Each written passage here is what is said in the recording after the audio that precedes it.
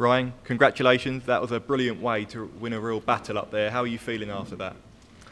Very relieved. Yeah, I think it was a massive battle.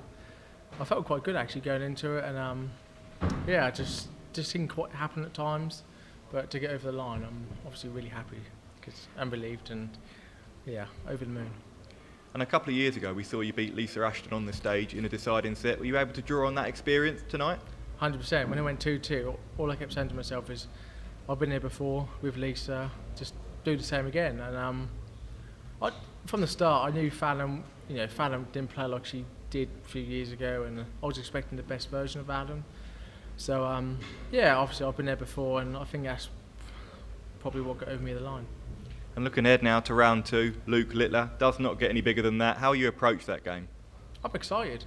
Obviously, for weeks now, since the draw come out, people keep saying, "Oh, you might play Luke Littler, you might play Luke," and I said, "I've got a tough game for the first game against Fallon." So I must admit, and I swear down, I haven't thought about it, but obviously now I've won.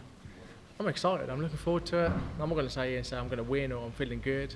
He's unbelievable, but I've got a chance. I'm still in, so we never know. And we saw you beat Gary Anderson in Minehead a couple of weeks ago. How much belief does a result like that give you going forward to a game like Luke? That was massive. I'm not going to lie. When I beat Gary, especially on TV, at ITV, I think that was the confidence and belief I needed because, I've had a good year, I had a bad year, but before I beat Gary, the couple of Euro tours and stuff on this big stage, it wasn't very good.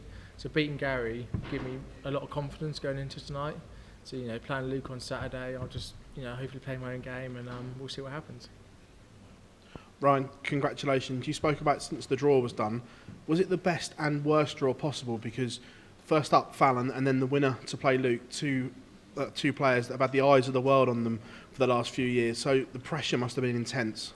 100%, but at the same time, you probably couldn't wish for a better two players, social media and stuff. I mean, I was everywhere. Like, I've never had so much media attention in my life.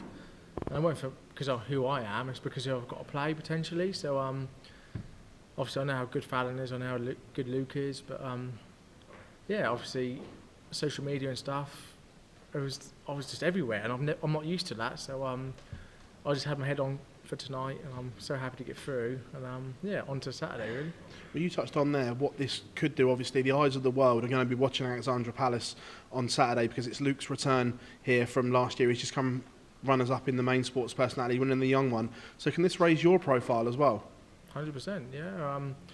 I think for me tonight was a big one. To get through tonight was big for me, and on to Saturday, there's no pressure on me now. I can get up there.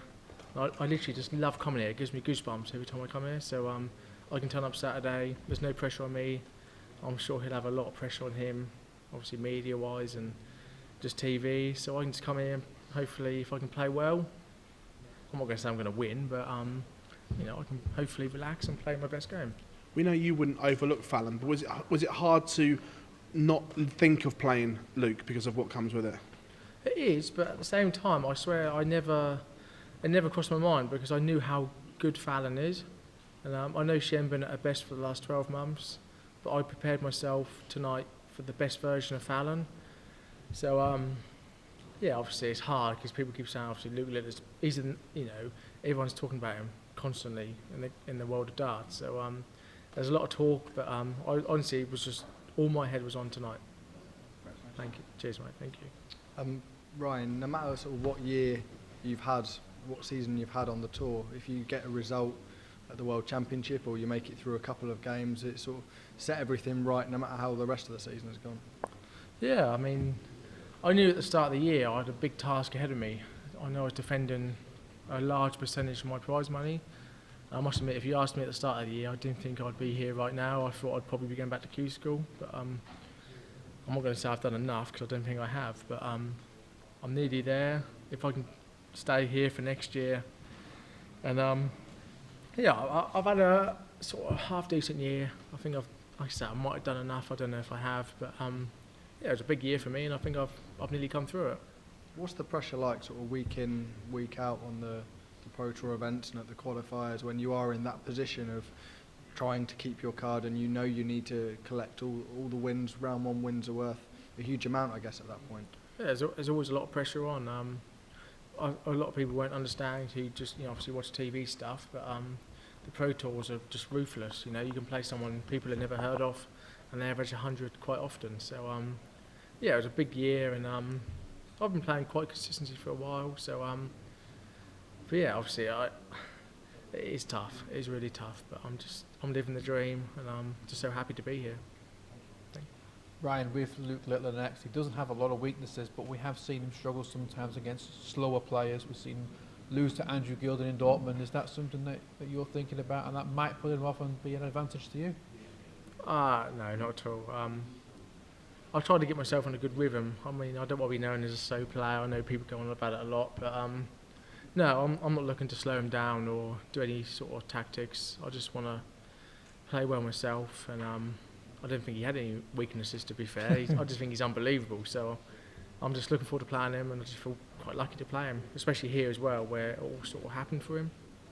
Every year it seems like there's always someone who comes through the draw that we don't expect. Last year it was Scott Williams. In the past we've seen guys like Jamie Lewis. Do you feel like you could be that guy? One first tough game, if you come through, Luke, you'd open up the draw. Yeah, 100%. I feel like for a few years I could be that guy. I had a good few years, and I've had a few, one bad year, and it's just, with darts, you never know what's going to happen. And I do think, obviously, this year with Luke, what he done last year, there'll be a hell of a lot of pressure on him for Saturday. But I know, obviously, tonight I'm so happy to win, but that was terrible, really. So yeah, I think there's a lot of pressure on him, and yeah, you just never know. I think a lot of seeds have already gone for the last couple of days, so honestly, you just never know what's going to happen. Is there anything that you'll do differently now before that match to try and improve that performance? You said that you weren't happy up there on that stage. No, I'm actually going home tomorrow, and I've got to work for 2 days before. I've got to work Thursday, Friday, so I'll back up Friday afternoon, Friday night, and yeah, I'll keep my mind off it. Don't want to put too much pressure on myself, and just get ready for Saturday, really. Yeah, I was just going to say that there are a few people in this tournament who do have part-time or full-time jobs as well. Is that almost a helpful thing when you've got all the pressure and talk around the World Championship, that you can go into that bubble of work and just not think about it? 100%. I worked Monday morning, actually, and all my customers who come in for a haircut were like, "What are you doing here? Like, you're playing tomorrow?" And I was like, "Well, what else should I be doing?"